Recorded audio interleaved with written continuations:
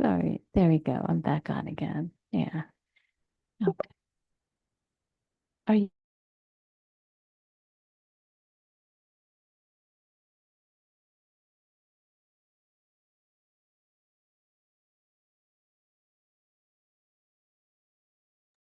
Thank you, Ellen. We tried. Yeah. Sometimes when technology is failing, we just let go of it for a little while and see what happens.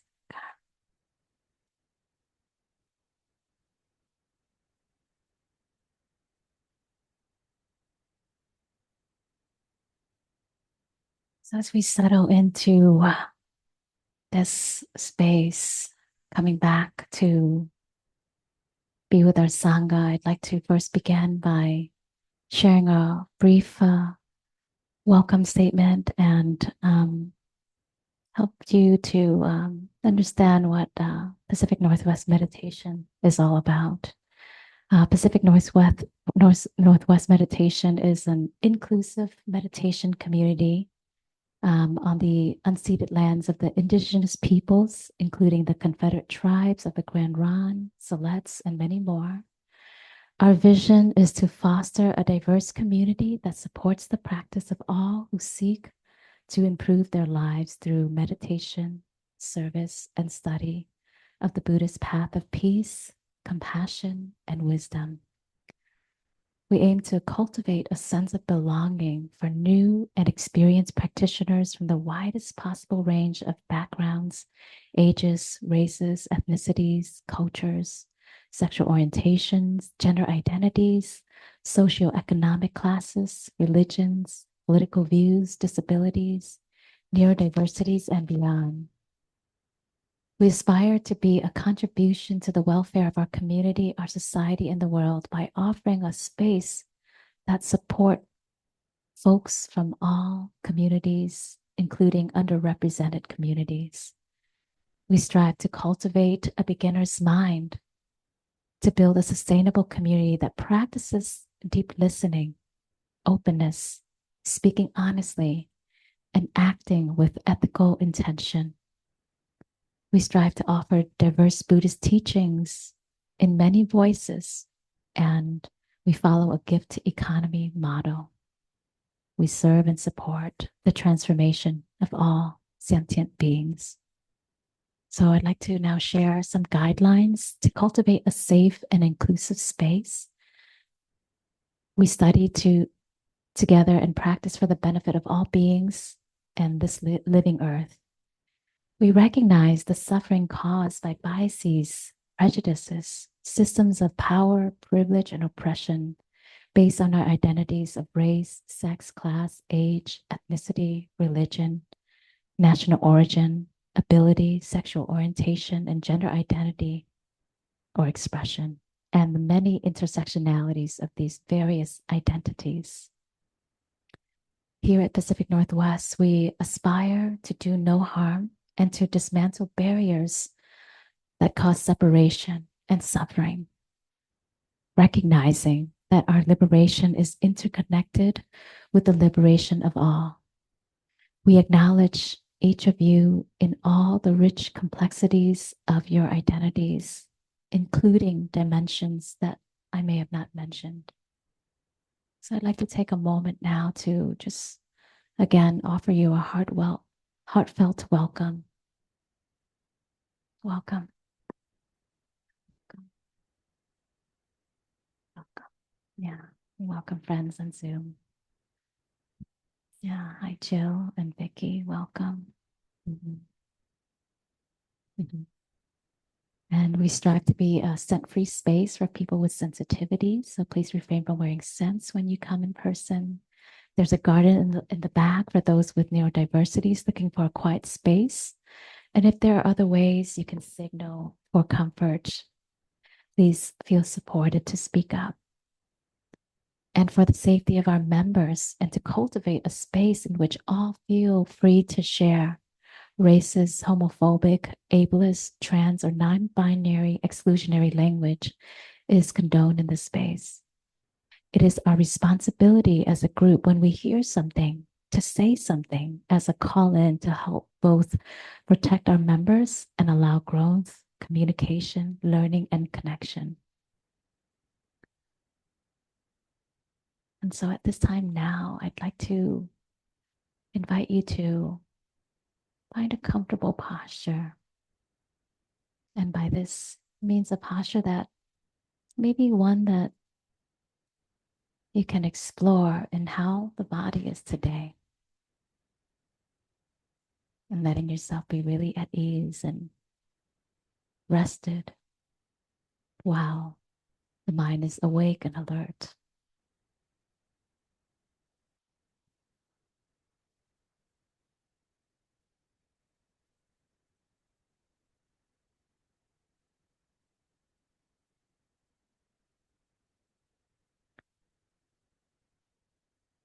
Coming back to this body and how the body is today.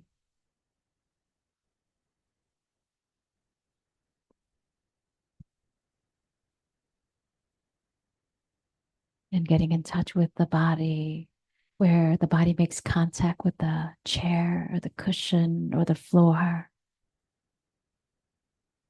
And see if you can invite this sense of softening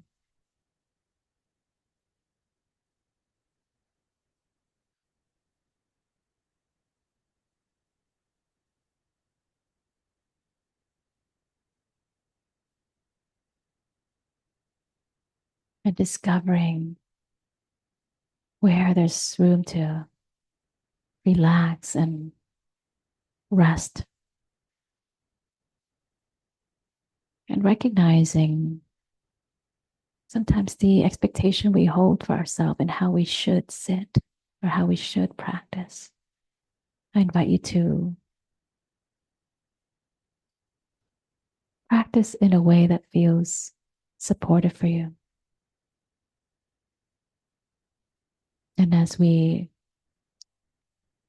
discover how to be kind with ourselves today, it might mean that it feels supportive to lie down or to stand or to sit in some posture or shape that feels nourishing.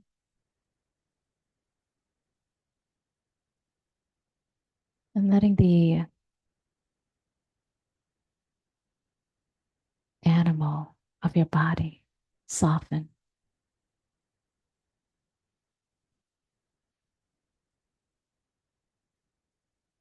And as we orient ourselves to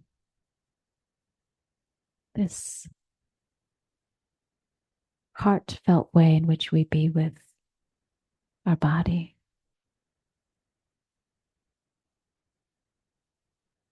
can you bring this curiosity, this gentle curiosity to what is here now?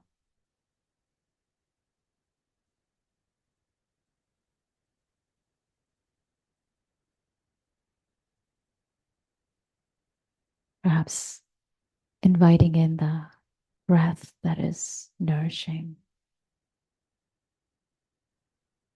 Maybe this breath is deep and long or strong and short, but see if you can take a moment now to just enjoy breathing.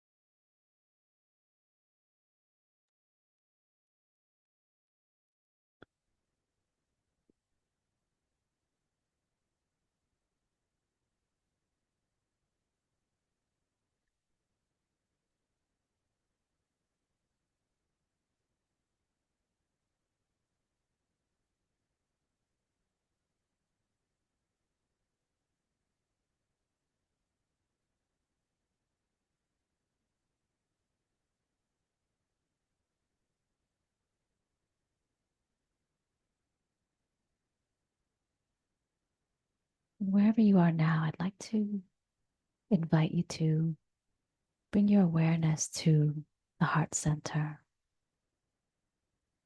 breathing in and breathing out through the chest.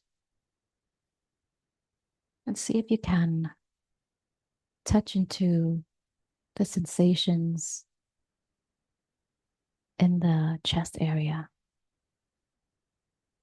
Notice what is here.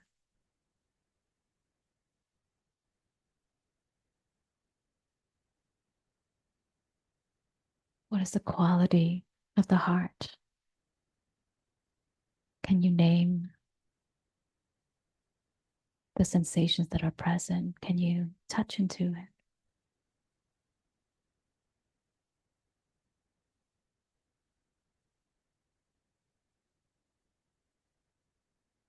What does the heart want to say? What wants to be made known in this moment?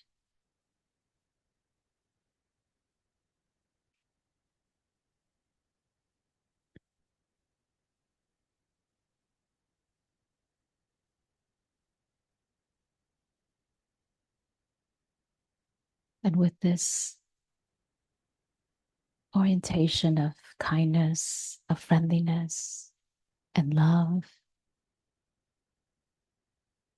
turning towards this place within you and giving rise to this energy of loving kindness towards however the heart is today. What's weighing the heart? What's weighing on the heart?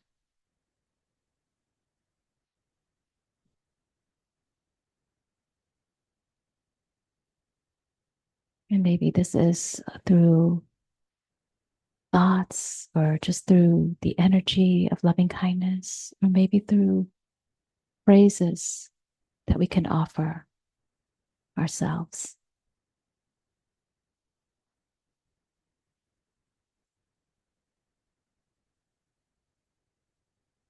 Wishing well for ourselves, giving rise to that goodness within. And you might silently say to yourself, may I be happy. May I be healthy. May I abide in well-being.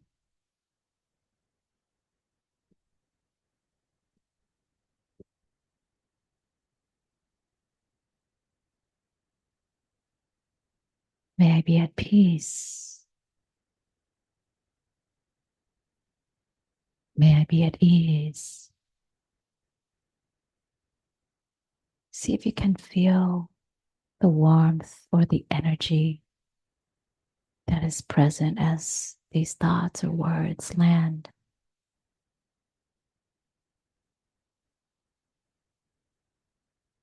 Or whatever is present that comes with these phrases. May I be free from anxiety, free from hostility, free from ill will.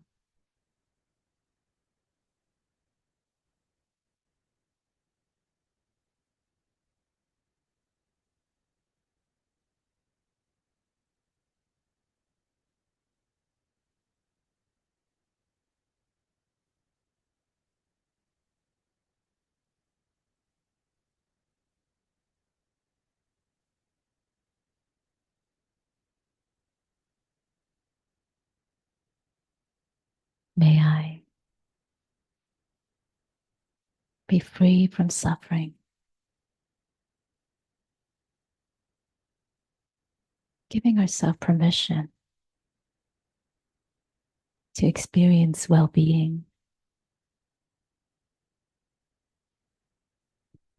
inviting in this sense of love and friendliness, this kind and nurturing way that we be with the heart, that we be with whatever feelings are arising within, whatever sensations are there. Can we meet it with loving kindness?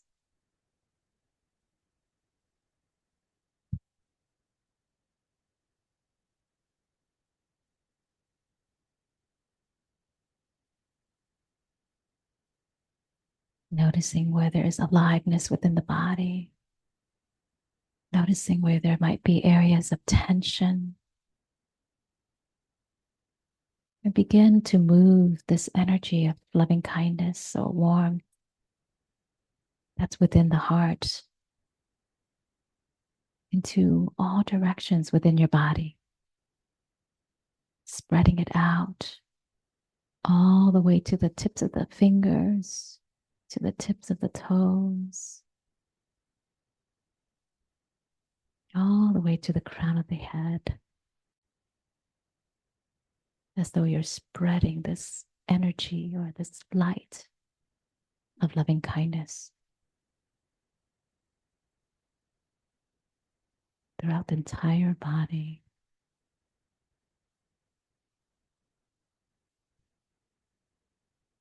Like a blanket,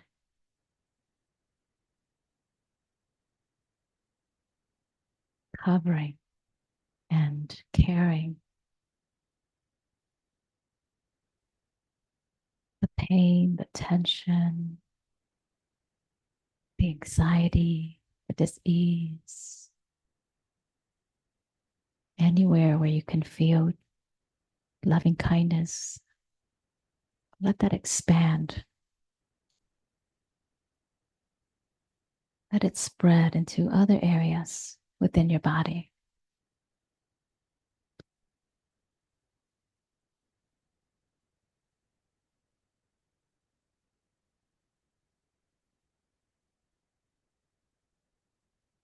Let loving kindness soften the hardness.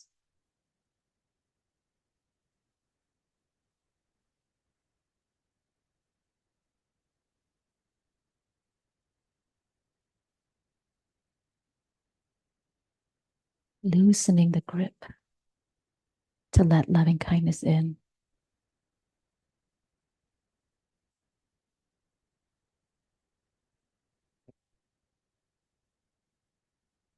Releasing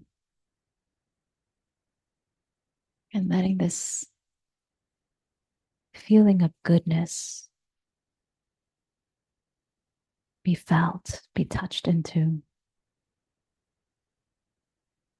And perhaps moments of returning to the in-breath and the out-breath, or moments of getting in touch with various anchors, and then coming back to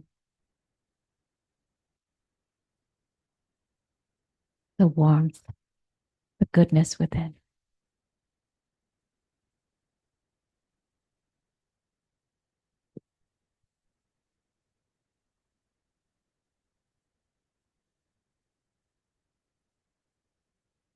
Maybe there are some words of acknowledgement or encouragement you'd like to say to yourself,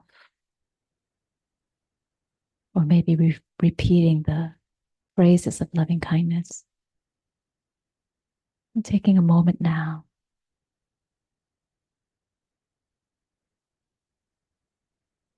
to acknowledge, dear body, I've come home to you now.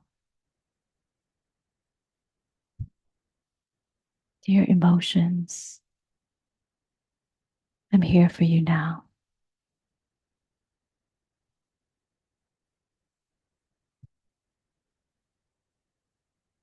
I'm going to stay with you, and I'm going to take good care of you now. I've arrived. I am home.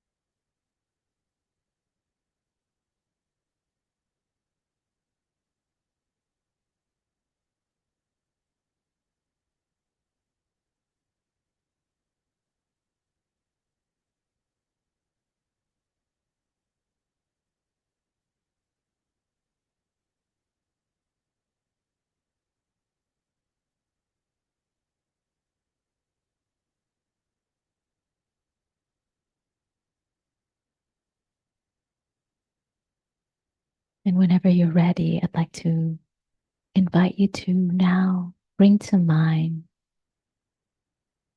your loved ones, those who you consider family, maybe picturing them with your mind's eye or feeling into their energy.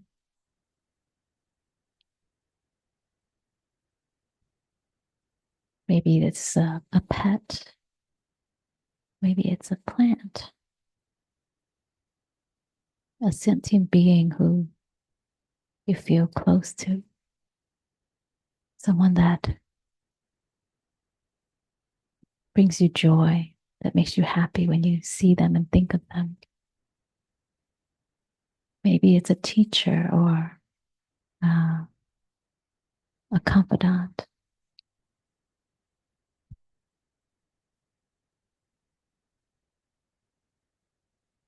As you radiate this loving kindness outwards,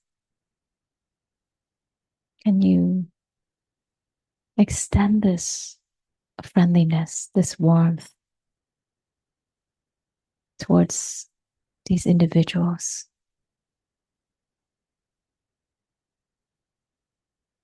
Maybe one by one,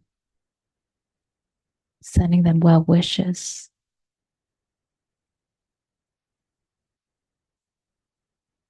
in thoughts, in energy, or in words.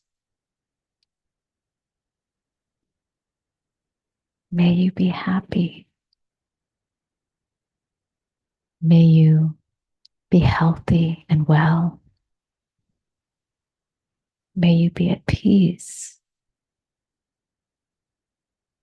May you be at ease.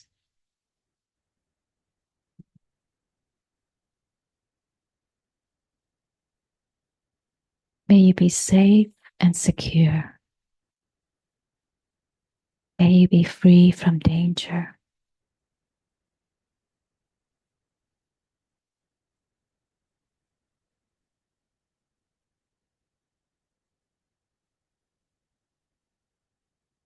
May you be free from anxiety, free from hostility, free from ill will.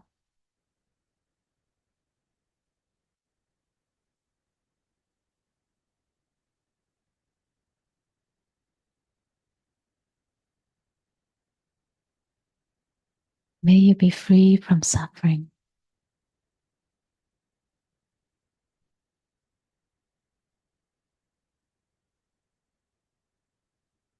May you remember your true nature.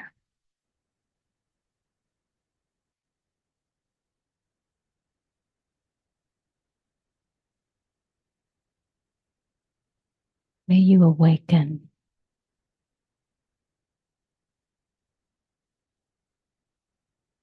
in this lifetime or in the next lifetime,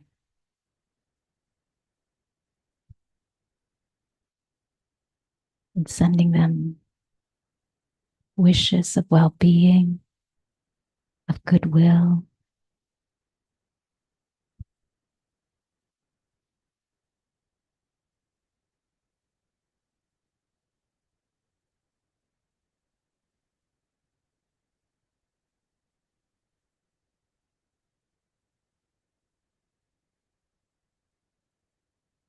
feeling their struggle and their aspiration, and wishing them the very best on their journey. They too long for happiness. They too long for peace.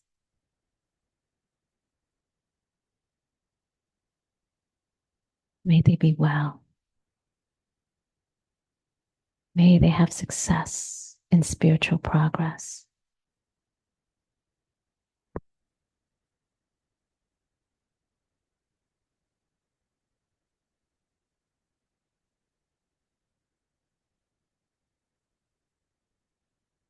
And whenever you're ready, I'd like to invite you to now extend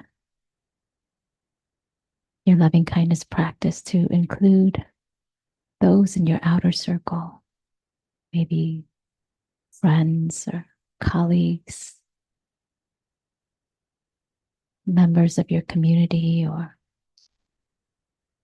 people you meet day to day and may or may not know their names.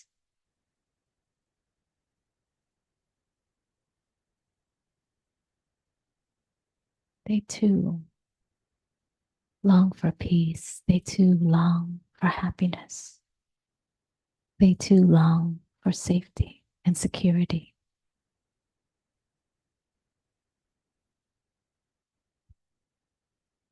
And we recognize the humanity within our friends and community and colleagues, wishing them well.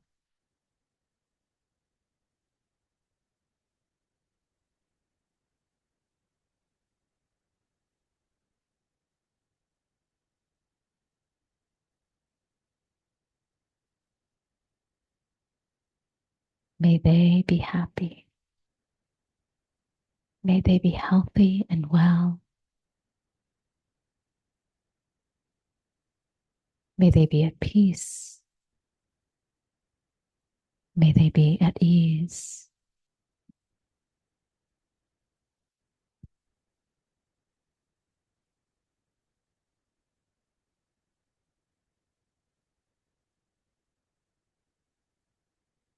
May they be free from anxiety, free from ill will, free from hostility.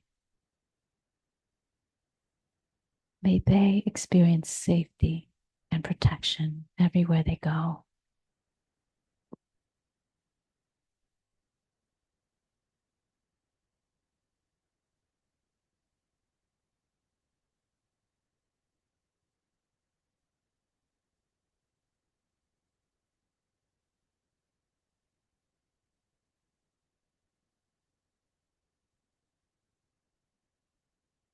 May they be free from suffering. May they experience ease and relief despite how things are.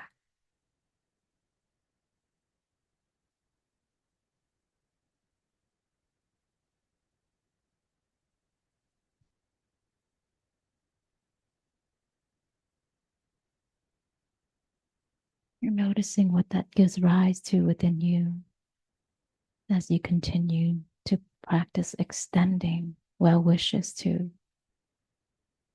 all the beings that you've come across in this week and these months and years and this day.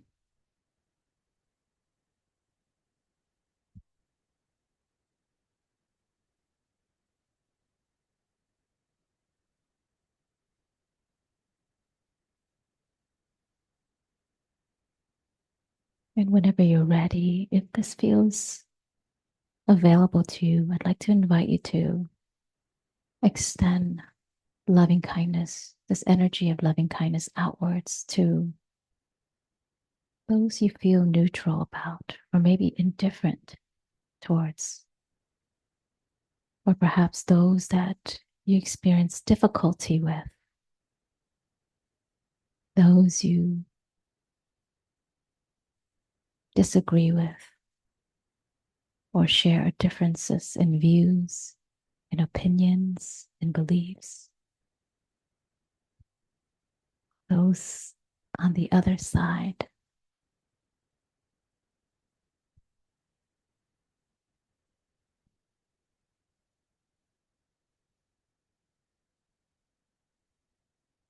Knowing that they too long for happiness. They too long for peace.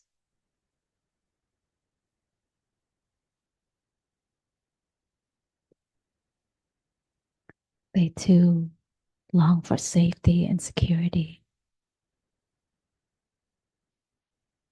Is it possible to open and turn towards them in our mind's eye and allowing this energy of loving kindness to be sent to them, whether it's a group of people, certain individuals, or maybe it's to our city, our state, our country, or other nations, or perhaps our planet, wishing well, offering goodness in their direction.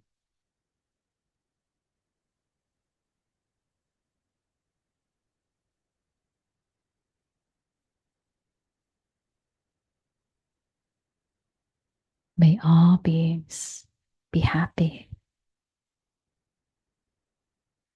May all beings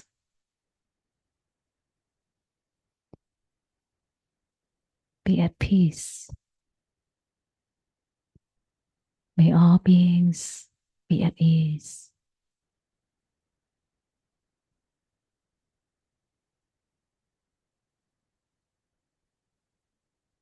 May all beings be free from suffering. May all beings heal their wounds. May all beings find love and meaning and fulfillment in this life.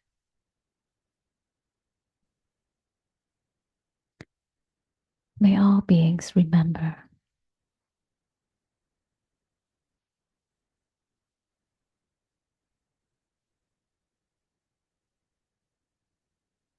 that we are of one family. May all beings awaken.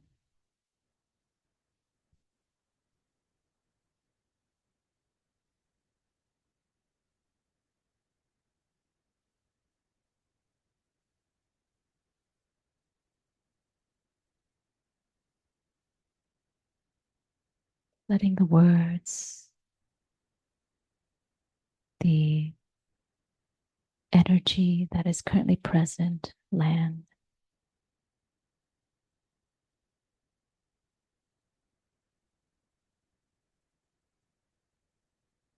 And getting in touch with what is here now.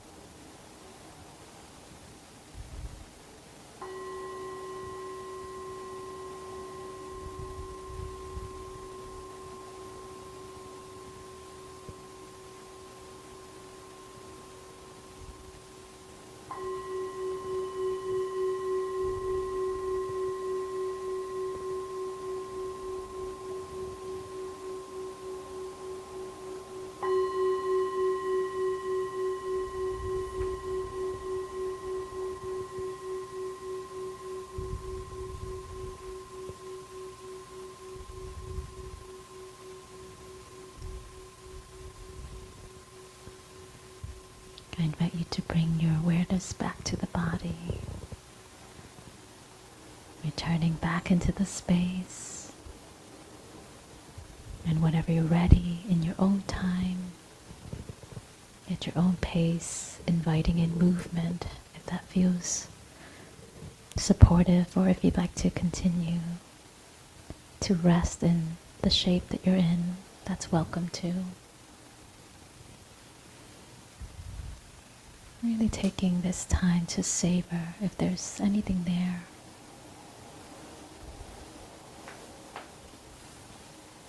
And to check in and see, what does the body want to do? How's the body experiencing this energy that's here now?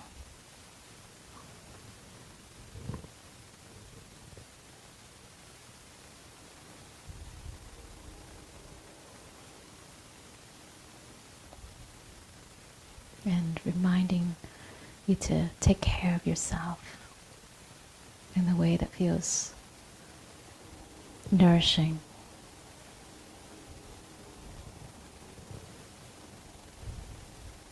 And as I reflect today on this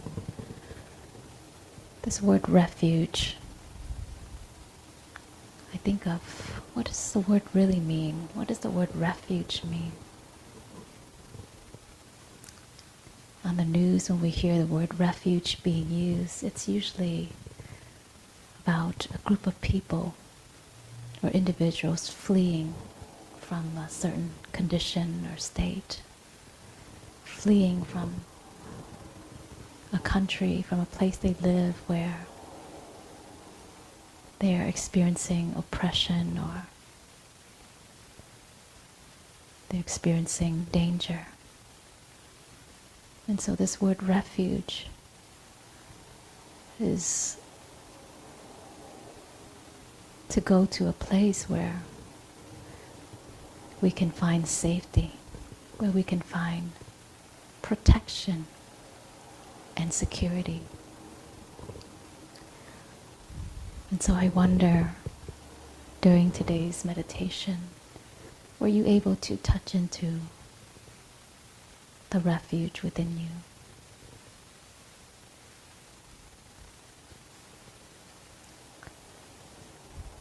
Were you able to find that feeling of safety?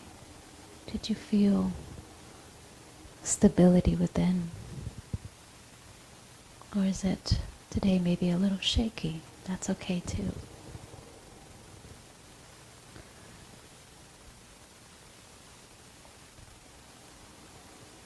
And oftentimes when we think of refuge, we think of this sanctuary, this place where we can rest, where we can find comfort, where we can let down our guards, and it's safe, it's okay to do so. So during this week, with the post-election experience that we might be having, how have you taken refuge this week? When we're feeling down, maybe we take refuge in our friends or family, or maybe in food, comfort food. Maybe it's in a sensory experience. Maybe it's in social media, or it's in something, our work, our jobs, our projects. And when we are worried or frightened or concerned, what do we do? Where do we take refuge then? Do we take refuge in a certain belief or a sense of hope? So in these times, in this time now where change is on the way, what will offer us this sense of safety and protection?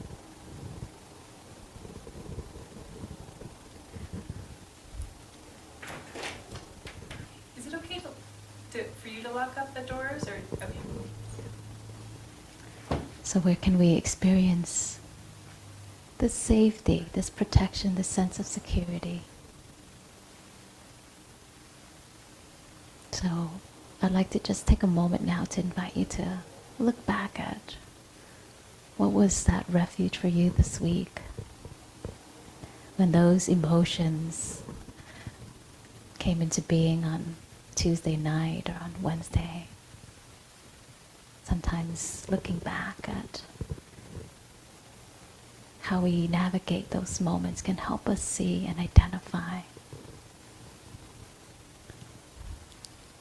What did you take refuge in?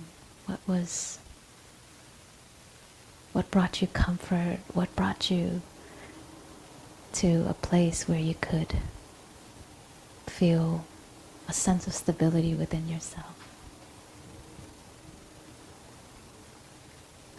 Hey, Sandra, yeah. Um, yeah, I had already planned on taking a couple of days off work. It just, something told me to.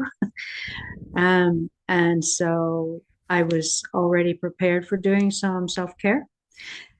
So the first thing I did was I wrote an essay.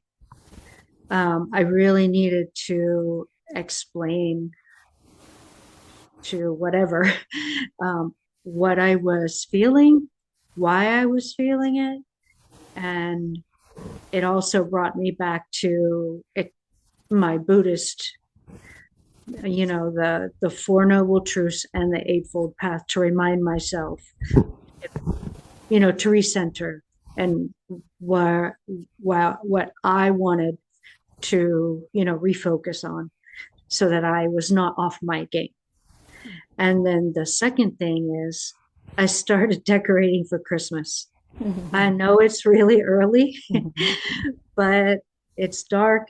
I love the lights, and it's nesting, right? It's putting feathers in your house, and it's something that is just a special time of year. And the sun comes out tomorrow, right? That's not changing. So I have my Christmas tree up. I have decorations out, and there's still a little bit more to do, but I needed it this year. So that's what I did. Thank you, Sandra, for sharing. Mm-hmm. Yeah. And so taking refuge in the Dharma, the teachings, and also in, some nourishing activities like journaling, writing, right? And also in generating joy, something to look forward to, right? So the holidays that are around the corner.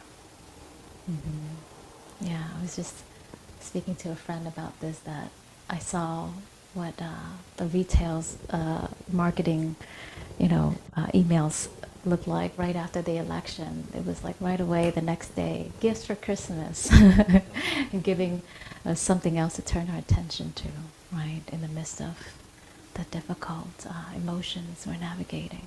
Yeah, thank you for sharing that. And so reaching into for our inner resources, and when we cannot find them or when we need a little more, we turn towards the outer resources to help generate joy, generate some other good feelings, and reorienting the mind towards what else is good, what else is positive, what else we can still look forward to. Yeah, that's very skillful. Thank you. Does anyone else want to share? Yes, Steve, could you grab the mic here? Okay. And I'll see if I can turn my laptop camera. Is it already on? You can just turn the switch on. Yep. Yes, there we go. Well, I have a coworker whose political views are very opposite to mine. And when their candidate did win the election, I took time in my private space to practice right speech in advance, because prior to the election, they are very vocal in the workplace, And I knew that after the election they were going to say their piece. And so sure enough, the next day they came around and so I said the words to that individual that I had practiced in advance so that I could speak my perspective and my truth without being aggressive or hurtful and adding fuel to the fire. And I was able to diffuse his energy, so to speak, in a wise speech sort of way. And I feel that that was very beneficial for the both of us and the other coworkers that were sitting around and listening to the conversation, that they saw that it doesn't have to be a lot of aggression when speaking with each other, that people can still have civil discourse even though their views and opinions differ so greatly. So that's what I did. And after the conversation was over, I felt really good about having taken the time to be in that space intentionally, knowing that that situation was coming up.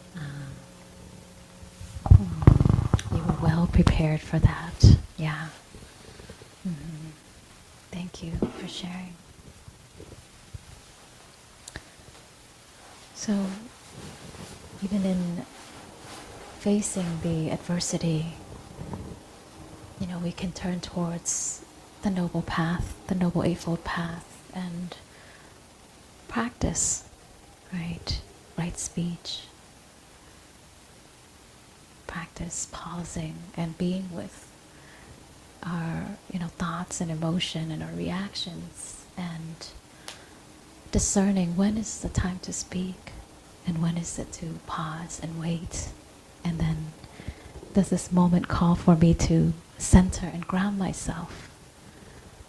Does this moment feel like I'm ready to share, to speak truthfully, honestly, but also gently and being straightforward? I think that's another quality that Steve was sharing about, is being able to be straightforward while at the same time not stirring up any anger or causing harm in our speech. So it's that that is possible too when we practice mindfulness in this way. Does anyone else have something you'd like to share? I'd love to get the iPad going to see you. You can see everyone on Zoom. Oops.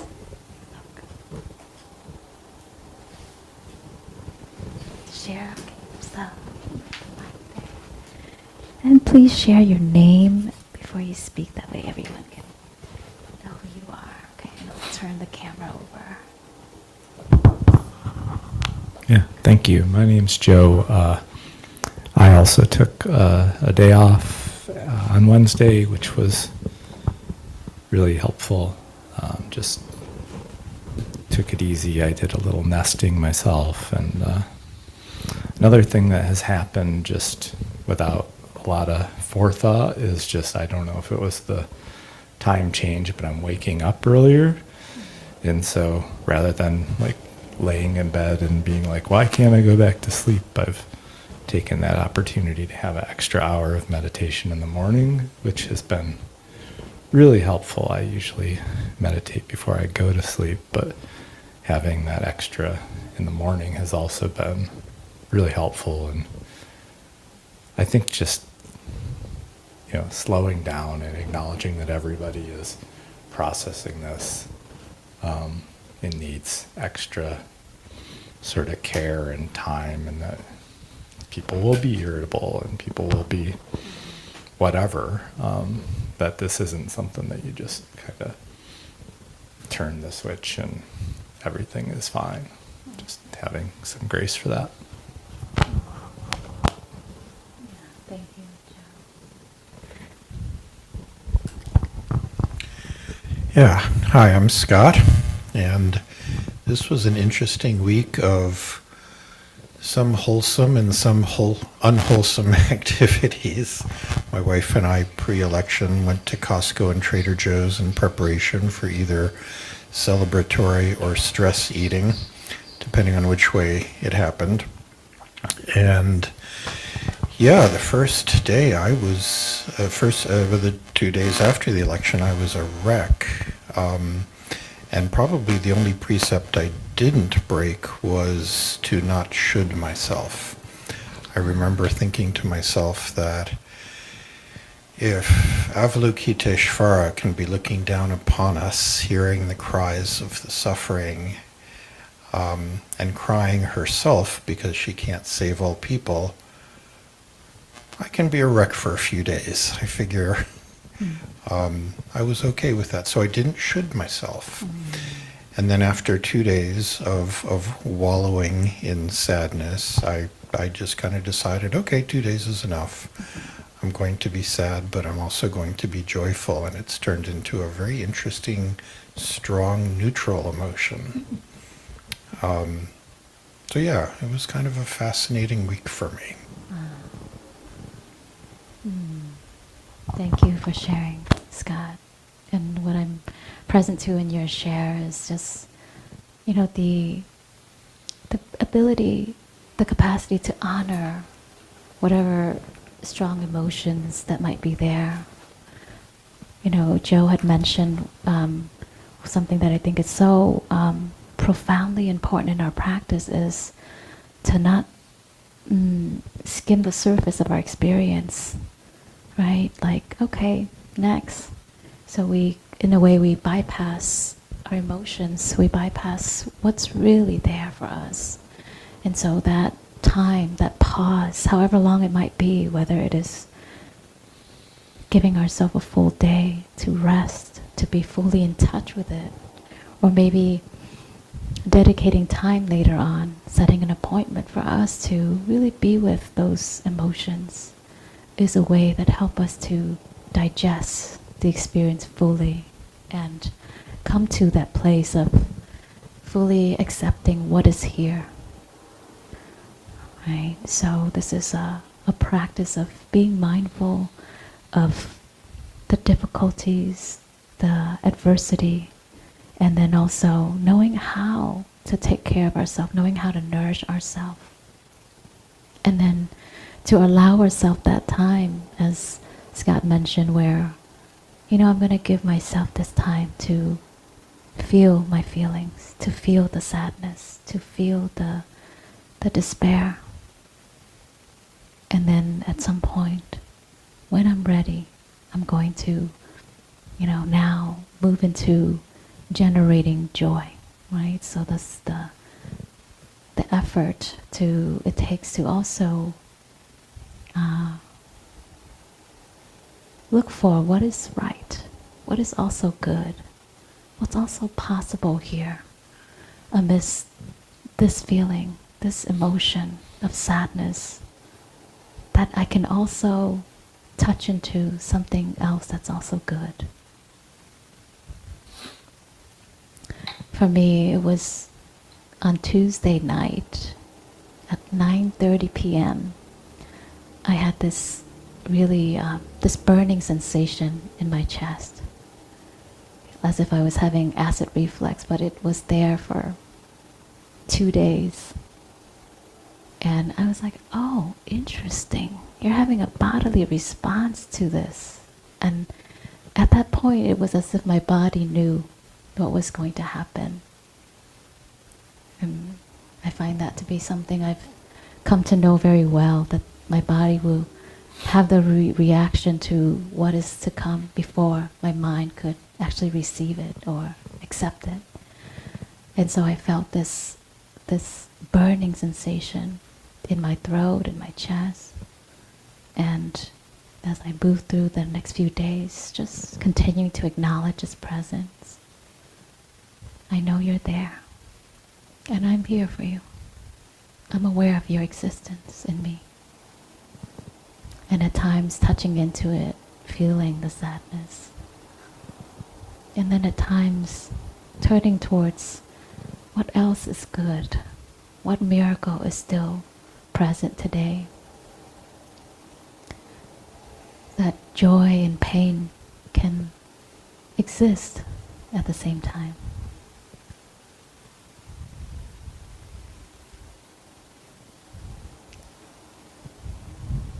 And we don't have to wait for the body to break down to have a sick day. It could be when we feel this turmoil inside, that could be a sign to take care of ourselves, to give ourselves permission to feel our feelings, to process the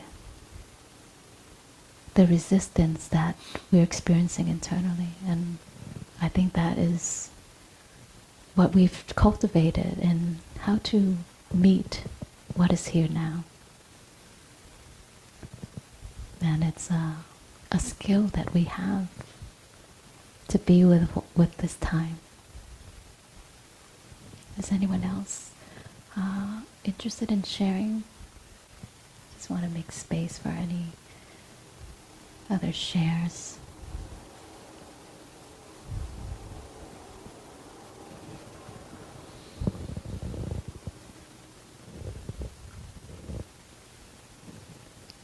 I set this up on my phone, just in case. Can you all see the screen? Yeah. To some degree? Okay. Better than nothing. Okay. Thank you. Yeah. Okay.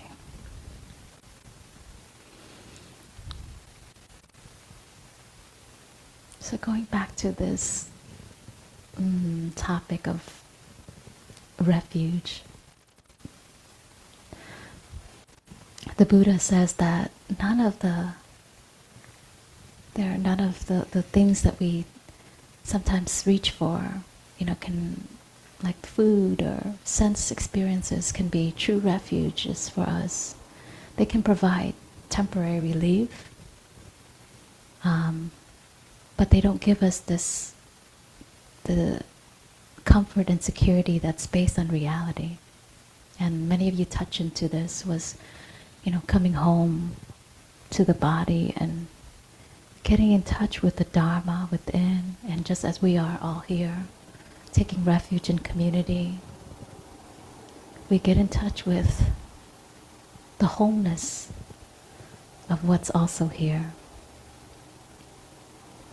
And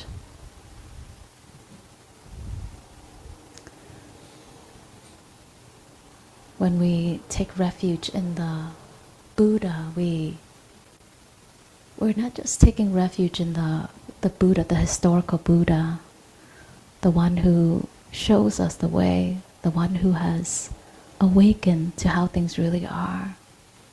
But we also take refuge in the Buddha within us.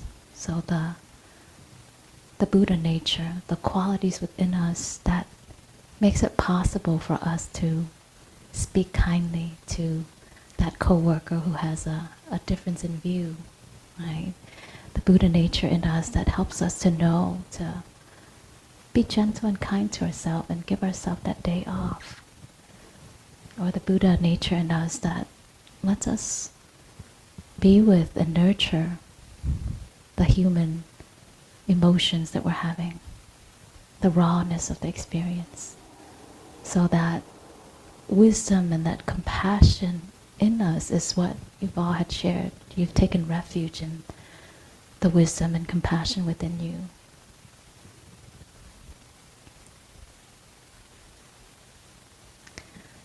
And then we can also take refuge in the Dharma, which is the teachings that help relieve our suffering in these moments, in these times.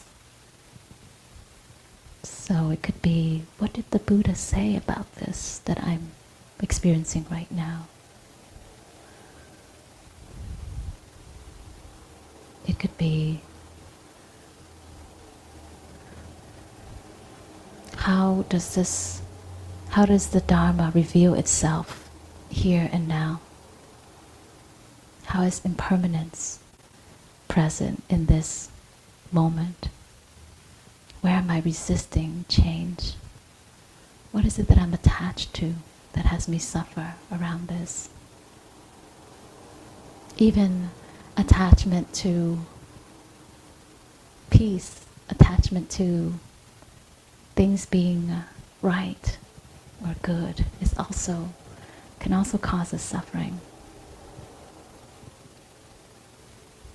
And we turn to the Dharma, we take refuge in the Dharma to see what tools, what practices can I take on that will help me experience a relief, a reduction of pain, a reduction of this restlessness or anxiety. And we look to the Dharma to see what new perspectives can I gain, or how can I practice in such a way that I will discover myself further along the path.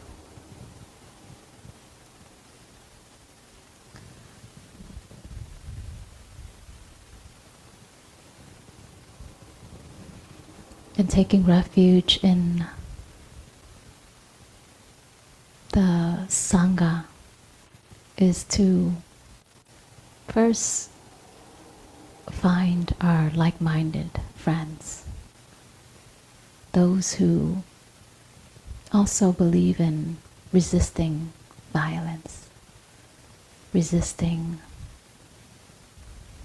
unethical behaviors, resisting those harmful states of mind and harmful actions. So we find our community, our Sangha, that is on the path practicing right speech, right view, right action, right effort, right intention, right mindfulness, right livelihood. So we look for our Sangha everywhere we go, and we take refuge in those who are also on the path. And this will help us to not feel like we're alone and not withdraw, not fall into a dark place within. And our Sangha help uplift us out of our maybe feeling of hopelessness or resignation. So this week I really doubled down on taking refuge in Sangha. I was on many Sanghas, various Sanghas, to really, I think for me what it was to be in touch with the suffering that was not just there in me but in others, that we all were riding this wave together. And even in just that, seeing their suffering and feeling and getting connected to my own, their grief, their loss, their fear, I felt it deeply, and I was in touch with where that was within me. Was just a feeling of connection, and it was a transcending experience to experience that oneness of suffering. And when we take refuge in Sangha, we remember that it's still possible. It's still possible to take a stand for peace, take a stand for the kind of world we want to see, we want to live in, the kind of leadership we want to see in the world. And by that, in Sangha, we turn towards those qualities of leadership within ourselves and within our community and within our own lives, within our own family, within our place of work. We turn towards those qualities to lead us. So how we lead ourselves is the way that we can express the stand out in the world. Just like when we practice loving kindness, we mine the depths of loving kindness within ourselves, and we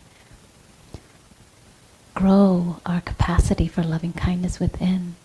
And whatever we grow, whatever we cultivate, the more we have to share with others.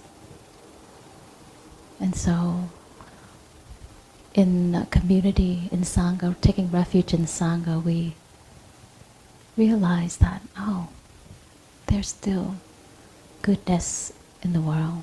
There's still kindness. There's still compassion. There's still a lot of wisdom that's here.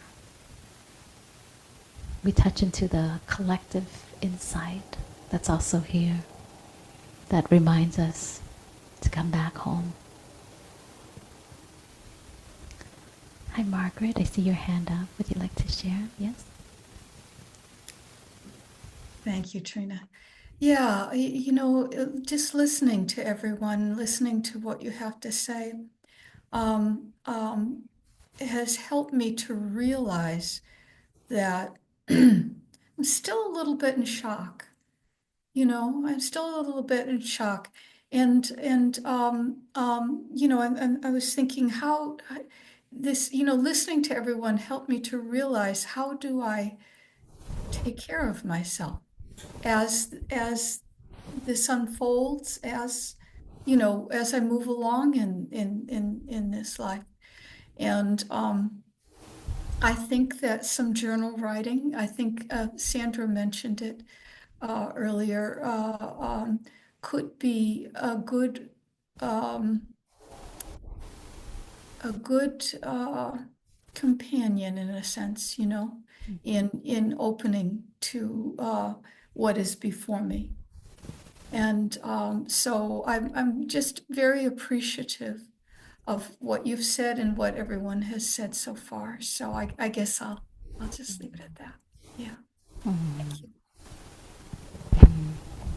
Thank you, Margaret. Everyone in the room here is also bowing to you.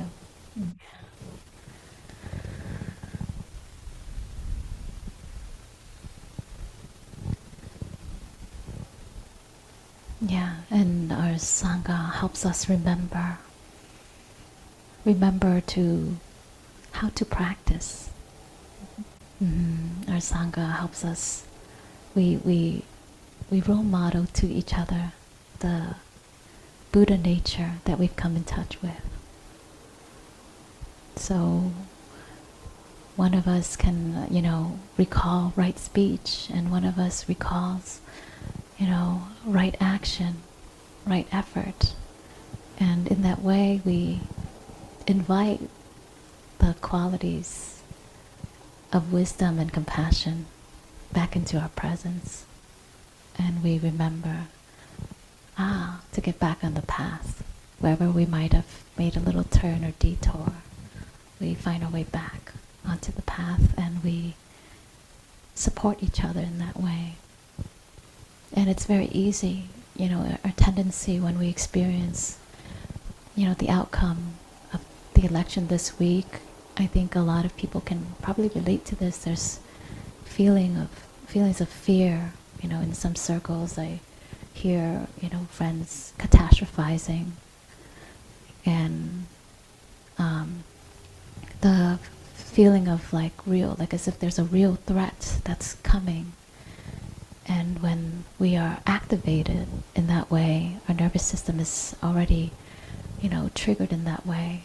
It's really hard to find ourselves, you know, back on the path, to find our balance again, to center ourselves. And so by coming into community, we have an opportunity to recall and remember and stabilize ourselves again with the presence of each other.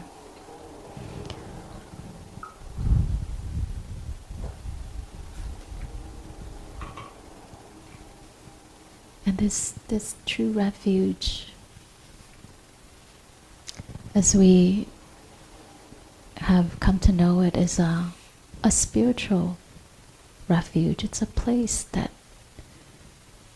really deep down inside, it exists within us. So even the Sangha exists within us. Like I mentioned, the Buddha that's within us, and the Dharma that's also within us. You know, being able to see the nature of change that occurs within the bodily sensation, shifting and changing. Like I talk about the burning in my chest. Some moments it's there and it's intense. Other moments it starts to shift and change and soften, and observing the impermanence within our body. And also observing suffering that comes with certain emotions and thoughts. And those moments where those thoughts and emotions dissipate or they're absent, the relief we experience from it. When our mind is colored with the hindrances, how we suffer in those moments, how it's hard for us to reach for that energy of mindfulness. And so this refuge is a place within us that we arrive.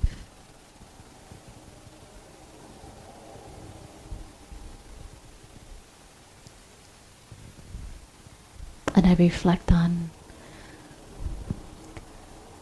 the time when I first really got in touch with the triple gems within me. It was a time in my life where I just couldn't make sense of what was going on out there. I had already attempted to take refuge in experiences, in chasing after goals, in social settings and relationships, and I had attempted to take refuge in so many things already, and nothing seemed to have taken that void away, that feeling away. That's that feeling like there's something missing. There was this like vacancy inside of me, and any attempt to pour anything into it just didn't quite do it.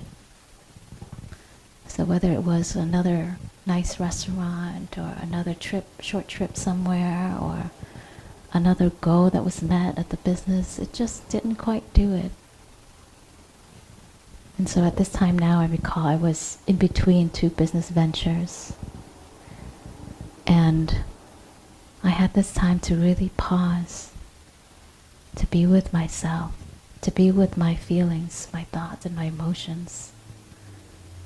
And I touch into what you'd call the dark night of the soul, and really felt the void, that hollowness within.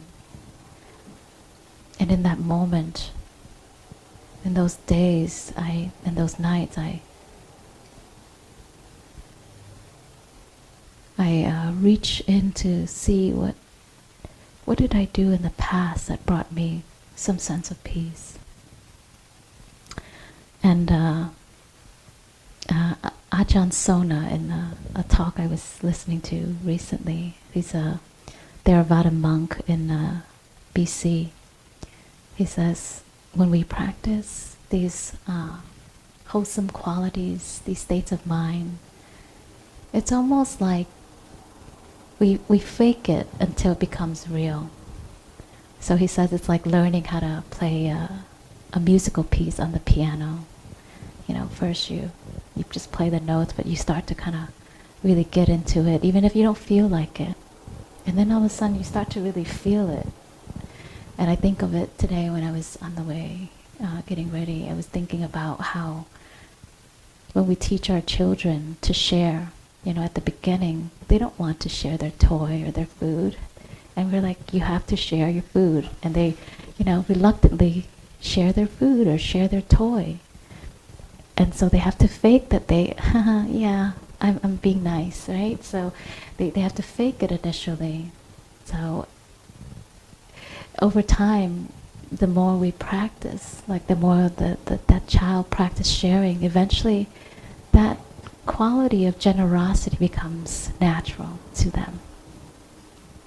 So hence we call these qualities practices, like loving kindness is a practice.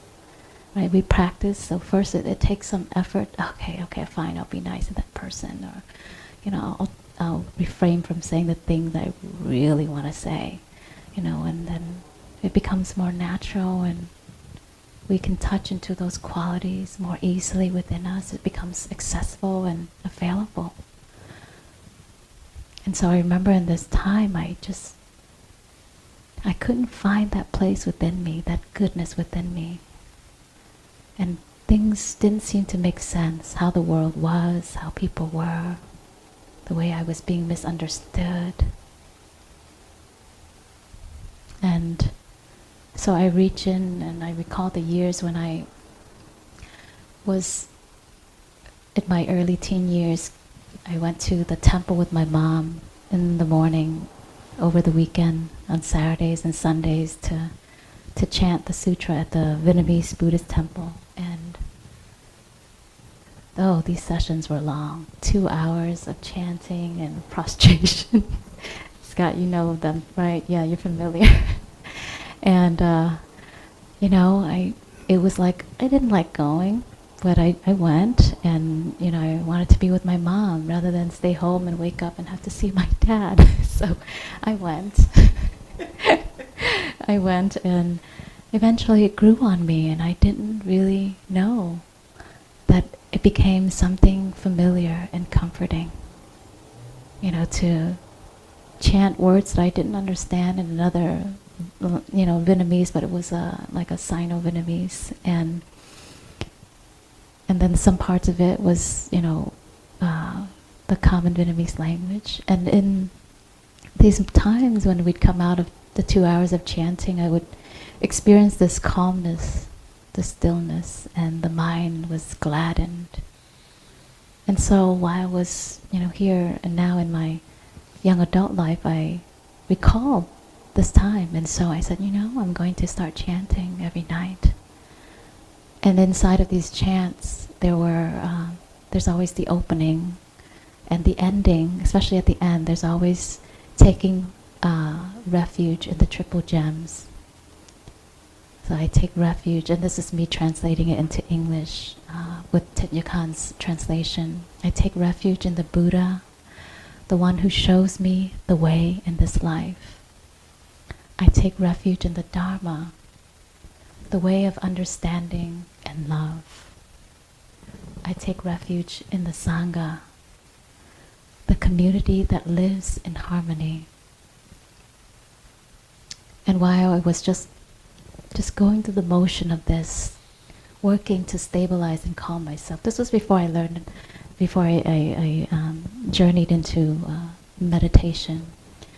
I touch into, I would go through and chant the 3 refuges. And somewhere along this, kind of faking, right? Like, okay, I'm going to do this thing, and it feels good inside. I really got in touch with the refuges within me, the Buddha, the possibility of compassion and wisdom within. And I got in touch with this orientation towards the Dharma, that I'm in search of truth. I am committed to find and understand what I don't understand right now, what I'm confused about right now, what doesn't make sense to me right now. I am vowing myself to go on this quest, this inner journey to discover this.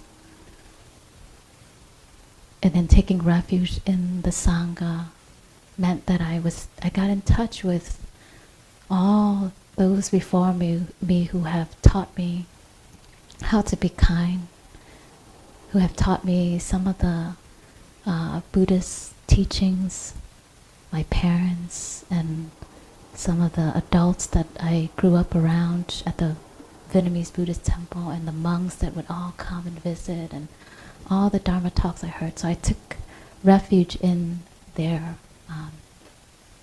presence in my life. And then the ancestors that live within us, so taking refuge in them. And when we can find our true refuge, we found a place to land. We find that which was missing, that void, we find a place, we find a way to fill our hearts up with something that we can orient ourselves towards, and that is the path. And when we discover our true refuge, there's a sense of belonging. There's a sense of belonging in the world. And amidst the mass of suffering, we still feel like we belong because we're not alone.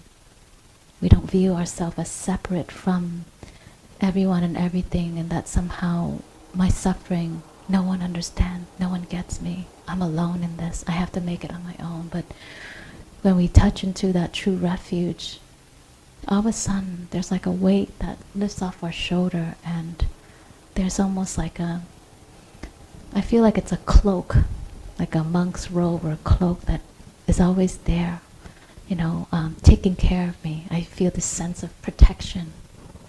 And so the three refuges is a protection for us on the path. So when we are lost, when we are confused, when we are knocked off of our center, knocked off our path, the thing I know to do is to come back and take refuge in the Buddha, the Dharma, the Sangha, and see where is that missing in my practice and in my path right now, in my view right now. Where's that missing?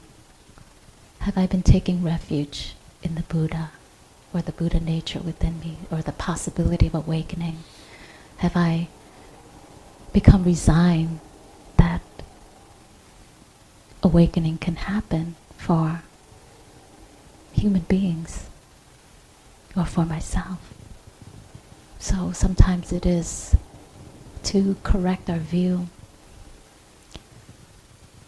Or have I forgotten to take refuge in the teachings that help cut through my delusion, my wrong perception, my fear, my doubt?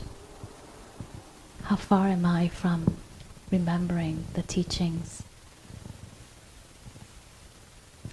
And then to take refuge in the Sangha, coming into physical spaces help us to be with like-minded friends who are on the path.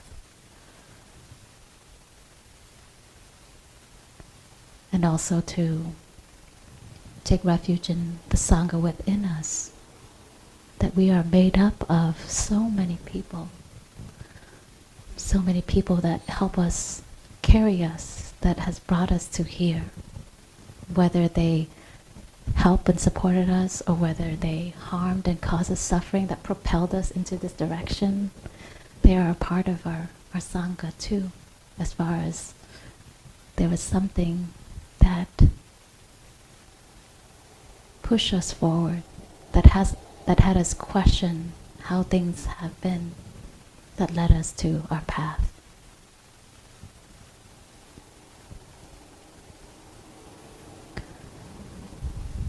And I mentioned that, our true refuge can provide us with this protection, and also help us to get back on track, back on our path. Our refuge also helps us to combat the worldly winds, right? So the worldly winds are gain and loss, pleasure and pain, praise and blame, good reputation and bad reputation. And sometimes we get so caught in the vortex of this, and we, suffer because we lost. We get so excited when we've gained. When we experience pleasure, it's, oh my God, this is so great. And then when it's painful, gosh, this is awful. So seeing and knowing that the worldly winds are there, and how do we find our balance, maintain equanimity as we, almost like in our practice, we sit back and we observe, just like clouds passing by, observing the pleasure and pain passing by, observing, okay, everyone loves my talk. Okay, no, not everyone loved my talk. Moments where, oh my God, that was awful, Trina. Or, I think about these things and I remember when I had a first wedding, my dad said to me, listen, and it was so wonderful to have him remind me. He said, listen, there'll be people that will said that you did well and how you organized your wedding, and there were people who will complain that that's not good enough. And I was like, oh yeah, isn't that really the truth of life, is that you're never going to be able to satisfy everyone, right? It's just, so why stress over trying to make everyone happy, right? Why stress on having, the perfect reputation? And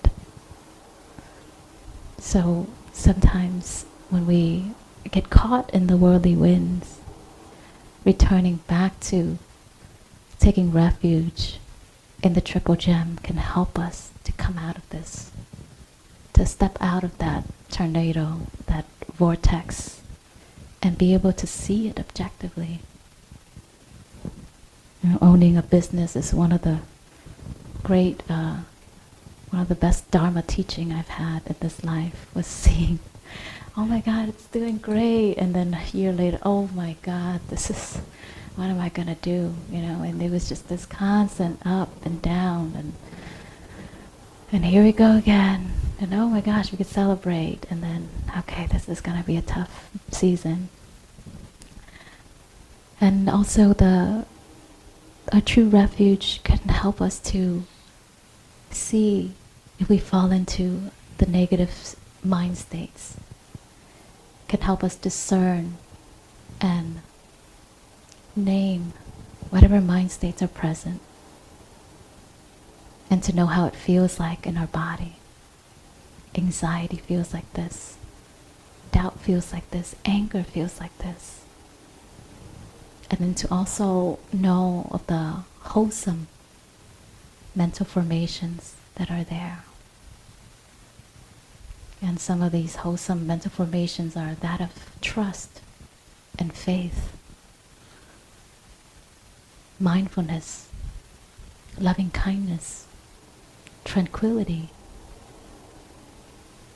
compassion, right? Joy, equanimity, energy or effort. Having even the wholesome desire to practice or to realize the Dharma, or to the wholesome drive towards enlightenment, towards awakening.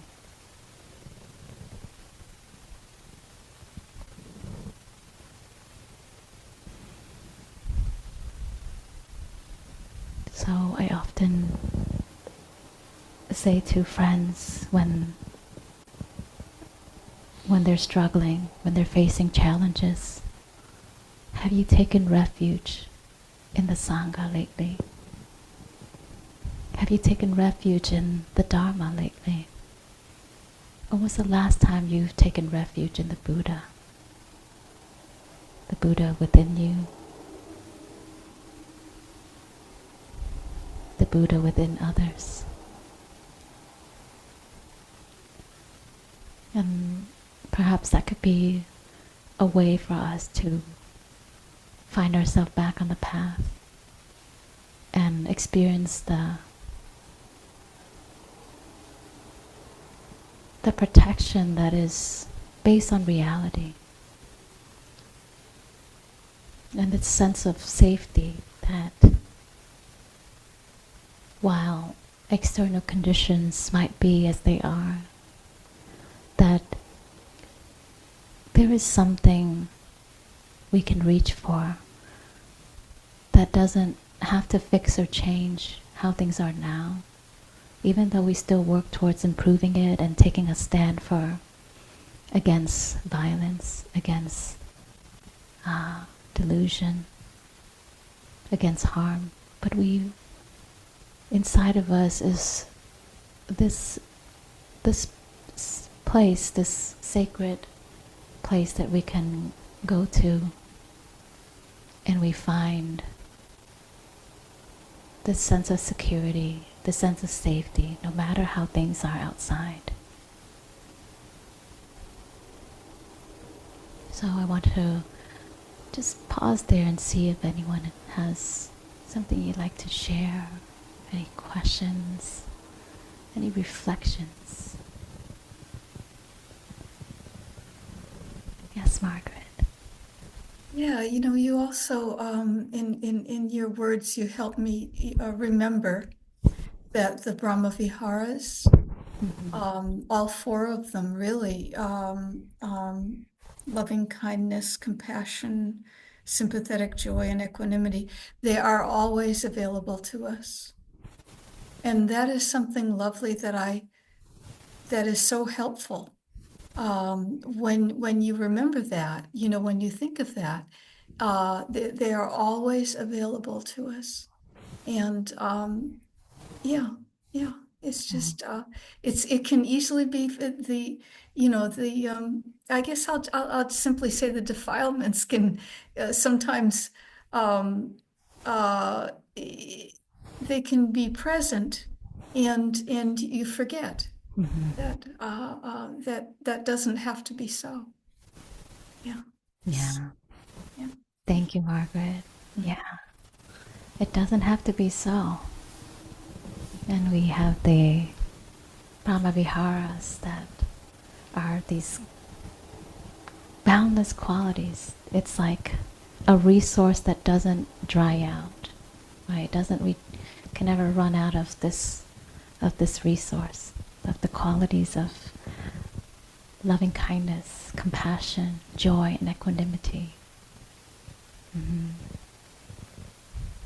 And to what some folks here have shared is that when we can't access that inner joy, we can get creative with how we can spark joy outside that will eventually lead us to that inner joy. Right? So whether it is putting up Christmas decorations, or going for a walk, or seeing the beautiful colors of the leaves, the fall leaves, whatever that is that help us come back to our true nature, come back to what's good and what's right. Thank you for sharing. And I see Jill and Vicky.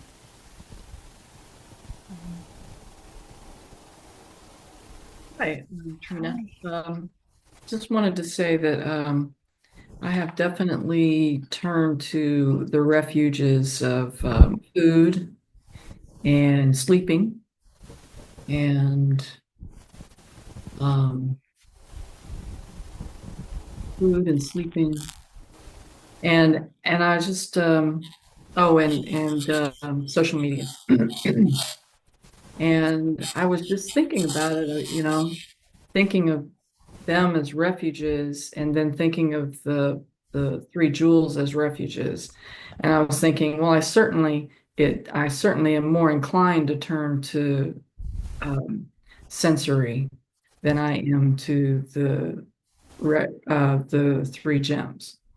And boy, wouldn't it be great if I had that much drive to turn to the three gems? You know what I'm saying? If the drive's so strong to eating and sleeping and filling my mind with other media, if it was just as strong to turn to refuges, how wonderful that would be.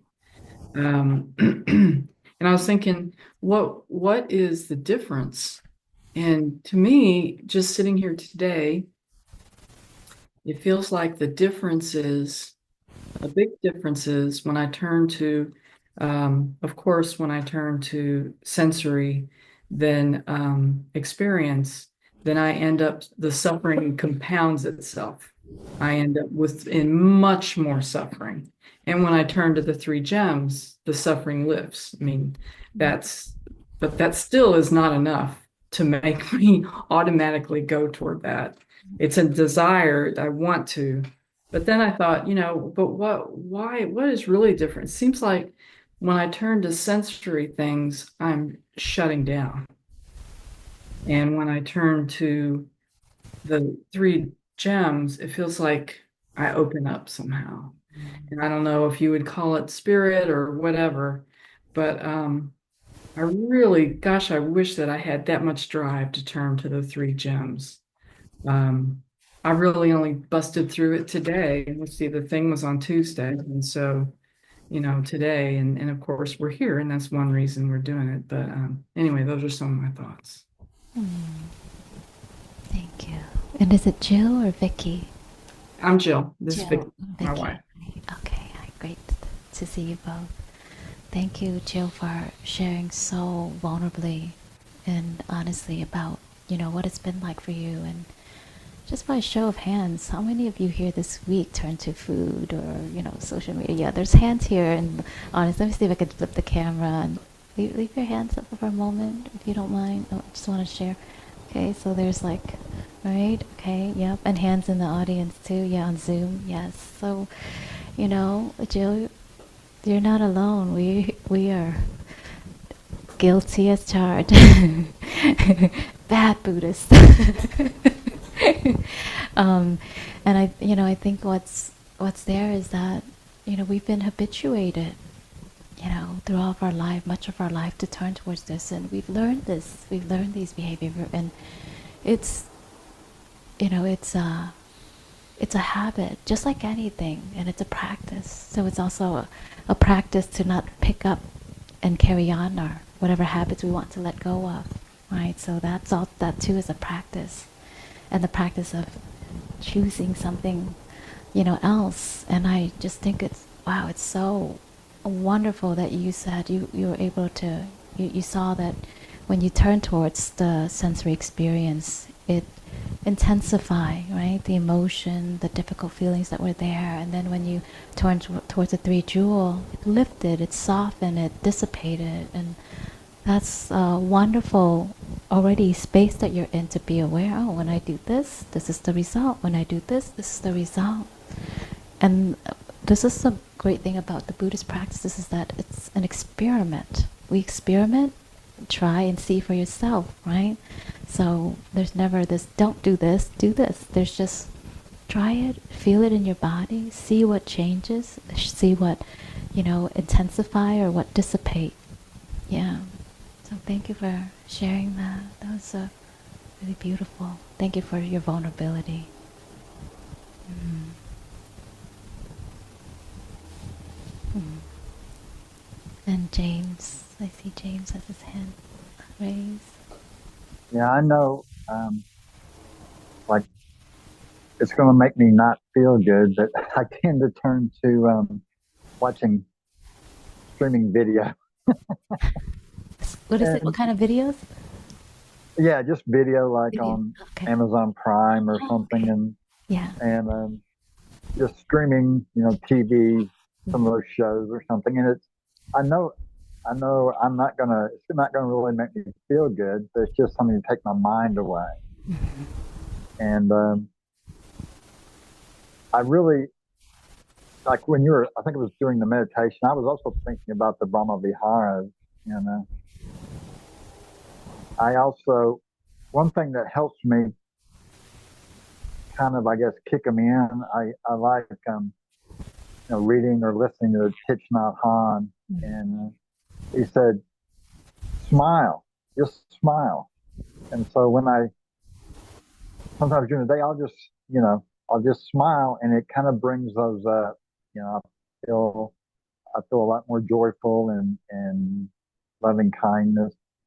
So I just thought I'd point that out. But I really, yeah, this week's been rough. So, you know, I'm just glad we have the Sangha for Refuge. So thank you. You're so welcome. Thank you for sharing, James. And yeah, and I think what James you really spoke of there is that we are aware that sometimes we need to take a little step back and a break from feeling our feelings, right? Being in touch with the emotions. There's this, in my training with mindfulness-based stress reduction, we learn to identify where our window of tolerance is. So meeting the edge of our experience. And then now it's like, okay, this is too much. I need a little break from this. I'm going to go and watch something. And it's like mindfully choosing to watch a movie or, to scroll or whatever, or to eat that, that sweet treat or whatever. But, we are aware that we are doing that. We know that we're not running from it. We know that we're just taking a little break. And that we know that it's there and we'll come back to it when we feel like we have the energy and the capacity again to continue to, go back in and dive into, that emotion, or just to be with it again. Yeah, and so I think that in itself is also skillful. It's not bad or wrong that we watch things. It's just being aware and knowing that we're choosing to do this in this moment. And knowing where our edge is, because sometimes what happens is if we go too deep into the depths of our, suffering, despair, or anxiety, maybe we will fall deeper into a hole. We get depressed, or we start to withdraw, or, we shut down even more, or we become numb and disassociated. So knowing how far we can go, and then, okay, I'm going to go and nourish myself now. So I love what you shared there about, that awareness, that I need a break from this. As you were sharing, I was thinking about, I don't know what got me onto these memes, but I saw like Baby Yoda on my phone, and I was just like follow a bunch of memes and just started laughing to myself. I just couldn't stop laughing. I was just like sitting there alone and just laughing, with these memes. And I was like, you know what, I really needed that moment, because it was getting kind of, serious and intense and somber, and so it was like giving myself that grace, that like, it's okay, you can, have that pie or whatever, that, I had some ice cream, and I was like, yeah, I'm going to treat myself to this, and I'm choosing this, and not making ourselves wrong. So even as we're doing it, notice our relationship to doing it. If we feel guilty, or if we can just let ourselves be free to enjoy, right? To even indulge in it for that moment.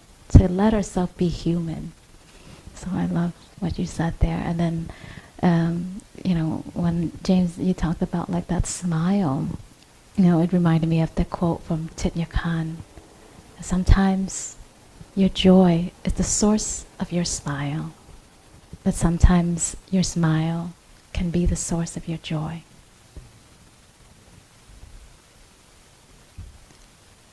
And we can try that out sometimes when it feels really somber. Maybe like when we're invited in meditation, just smile a little bit, see what happens. The physiology shifts within when we let out a smile. Or even at times, maybe, seeing someone on the street or at the coffee shop or wherever, at the store, and we're not in the best mood, but we smile at them. But in turn, they smile. But then in that moment when they smile, we feel the joy. So, however that may be, I appreciate you bringing up that practice of just smiling. Thank you.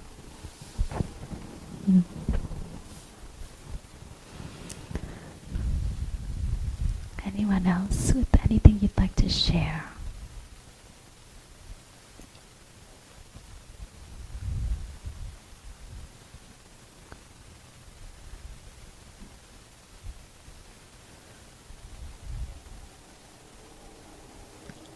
Hi, Candle.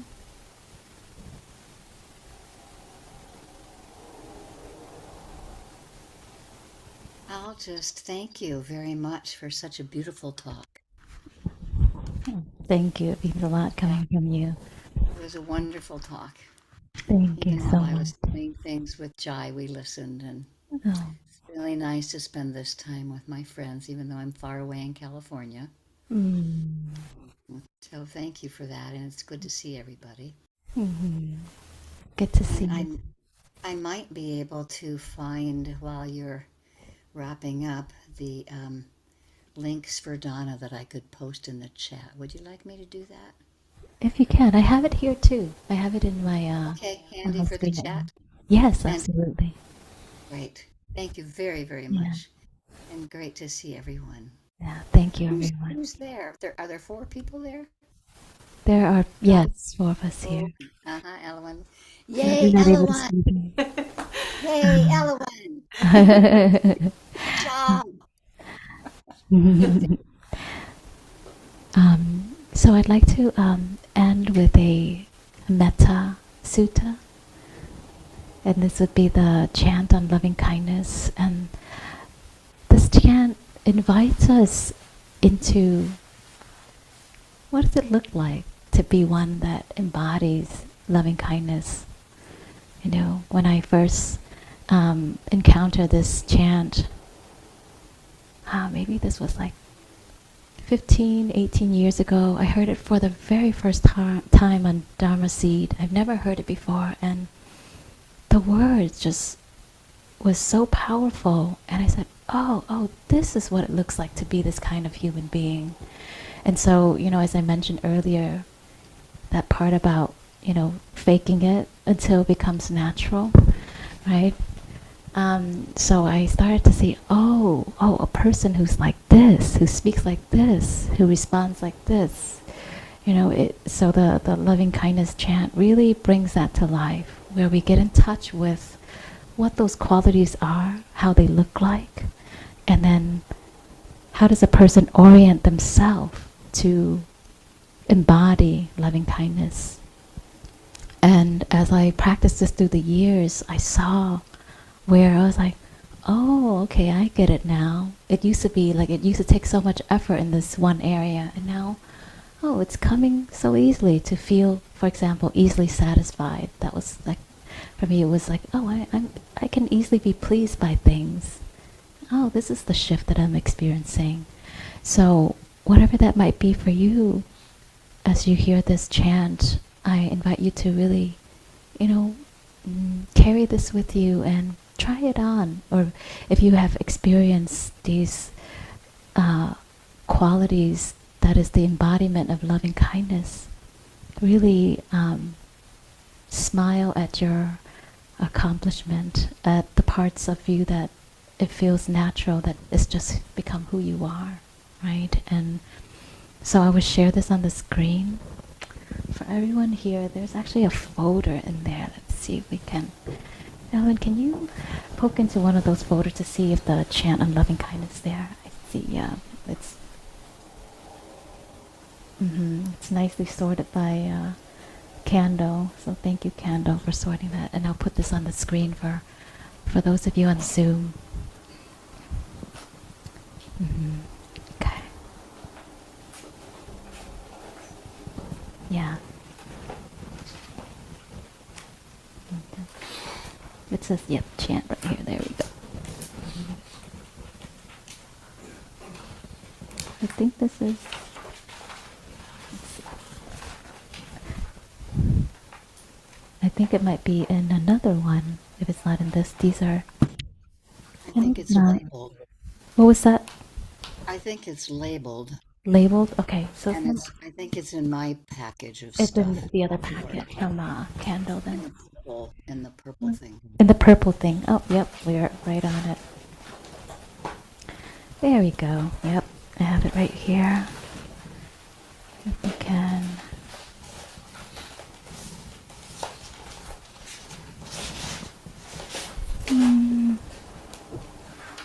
It's kind of a. What I can do is just read it out loud, so those of you in the room here can just hear it, and I can always send you a copy of it, or you can also go online and just search up Metta Sutta. Let me see. There, huh? Okay.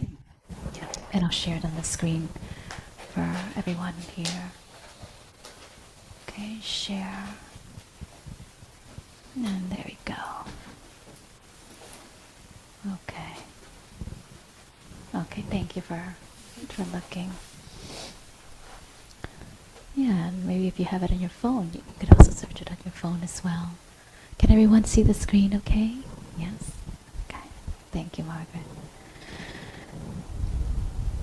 And you're welcome to chant with me, or if you feel more comfortable about just sitting and letting the words penetrate, letting it land into your heart, into your mind, into that space within.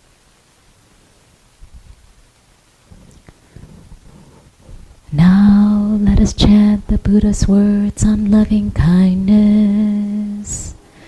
This is what should be done by one who is skilled in goodness and who knows the path of peace. Let them be able and upright, straightforward and gentle in speech, humble and not conceited, contented and easily satisfied, unburdened with duties, and frugal in their ways, peaceful and calm, and wise and skillful, not proud and demanding in nature. Let them not do the slightest thing that the wise would later reprove, wishing in gladness and in safety. May all beings be at ease, whatever living beings there may be, whether they are weak or strong, omitting none, the great or the mighty, medium, short or small, the seen and the unseen, those living near and far away, those born and to be born. May all beings be at ease. Let none deceive another, or despise any being in any state. Let none through anger or ill will wish harm upon another.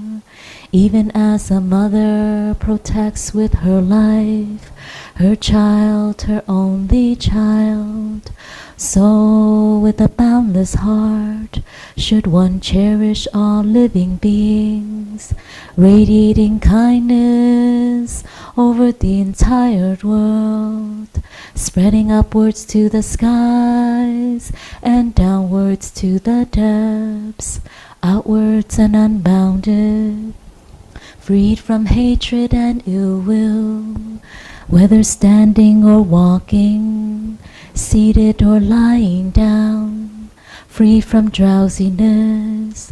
One should sustain this recollection. This is said to be the sublime abiding, by not holding to fixed views, the pure-hearted one, having clarity of vision, being freed from all sense desires, is not born again into this world.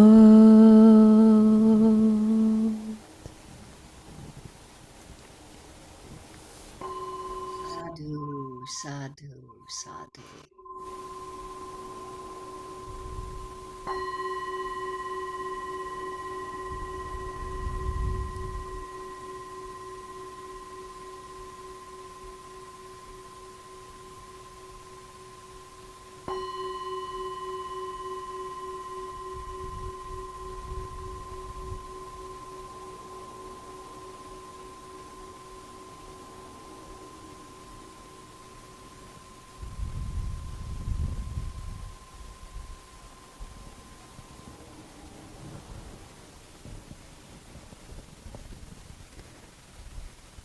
Thank you, friends, for joining me in the practice and for being in community today. I acknowledge you for what it took for you to be here, to make space, to take refuge in community. And I hope you found the refuge within yourself as well, of the Buddha, the Dharma, and the Sangha within. So I wish you much success as you continue to practice with whatever you're riding through in the hours and days and weeks to come and years to come. May you remember that we are not alone. We have each other. And so instead of going as a drop of water, as Thich Nhat Hanh says, we go as a river into the ocean. So take care, friends. Thank you so much. You're very welcome, Margaret. Feel free to unmute yourself, friends, if you want to say goodbye to each other. Okay. Everybody take care. Bye. Thank you very much. See if I could turn the camera on so everyone could see. There we go. Bye, everybody. Bye. Take care. Take care. All right, friends, ready for takeoff to infinity and beyond.